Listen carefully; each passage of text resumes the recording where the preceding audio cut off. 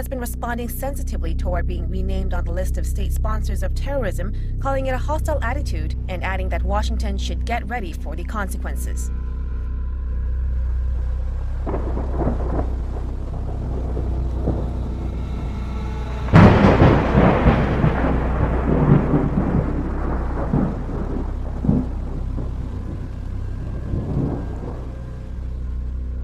Communist state did warn it would not take kindly to such a move. As to whether Pyongyang resumes its provocative behavior, some analysts say the ball is now in the regime's court. Kim Mo-kyun shares with us an expert's take on the matter. President Trump's decision to include North Korea on the list of state sponsors of terrorism on Tuesday is expected to deal a big blow to the reclusive regime's relations with the international community.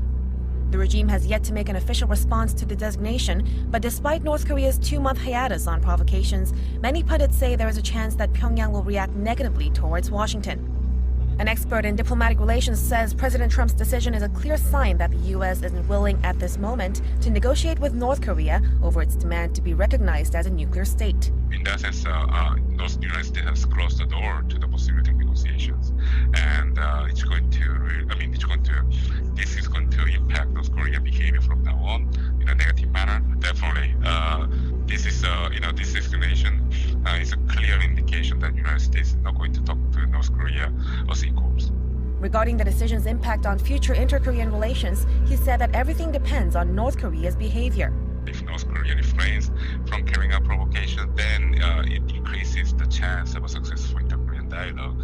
But if North Korea responds to today's U.S. government action, is going to be aggressive and say another missile launch, then it's going to make the South Korean approach to North Korea of insisting on dialogue very difficult. In the case of China, the expert said North Korea's ties are already strained, but not to the extent of the regime's relations with the U.S.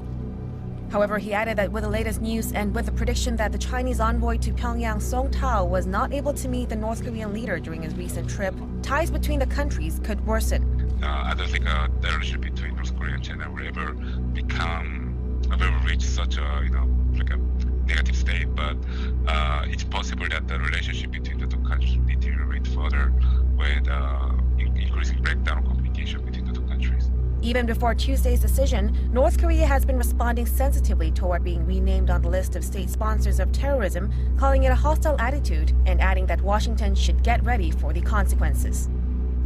Well, President Trump redesignated North Korea as a state sponsor of terror. The rogue regime now joins Iran, Sudan, and Syria on the U.S. terror blacklist. The Trump administration also expected to announce new sanctions against the North.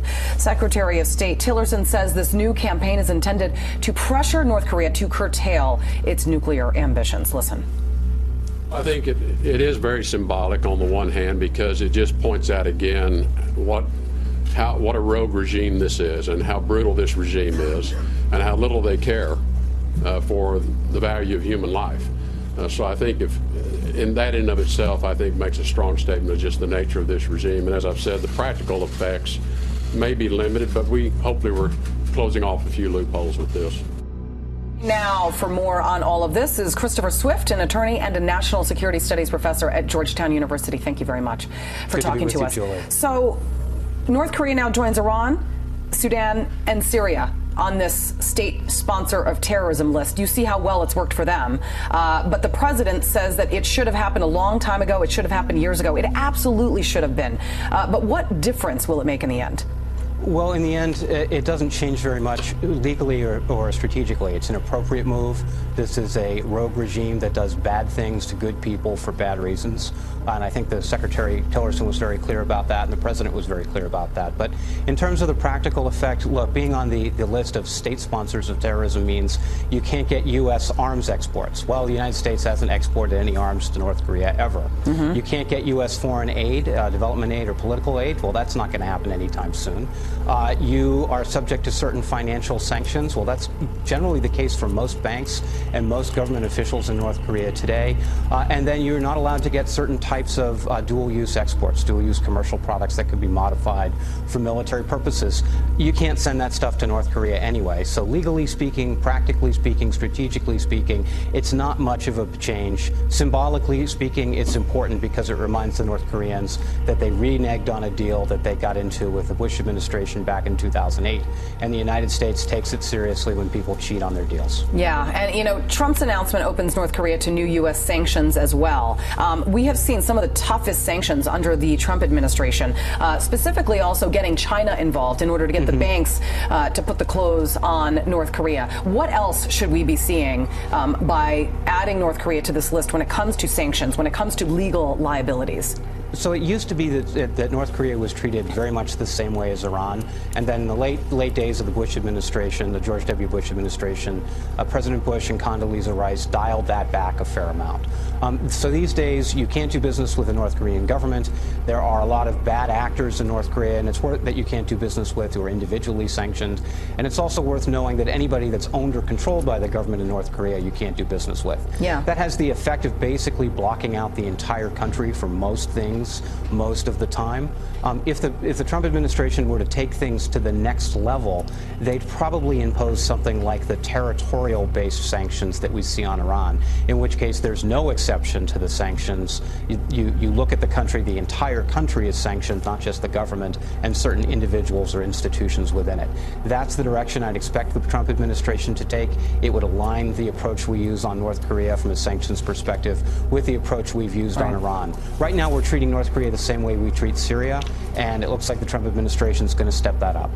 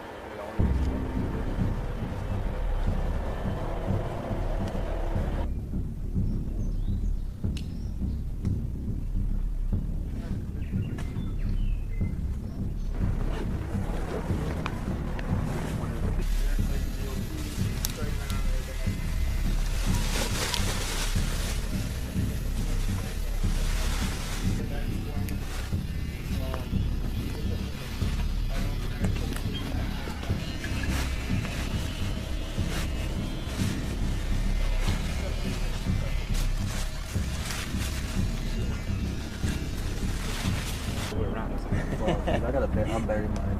Dude, how bad is your riding?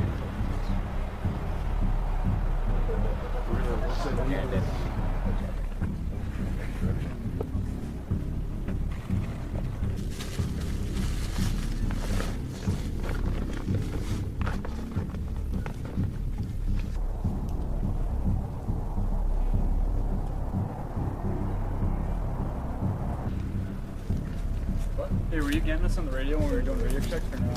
Go to the Broncos. Yeah, just a few minutes ago.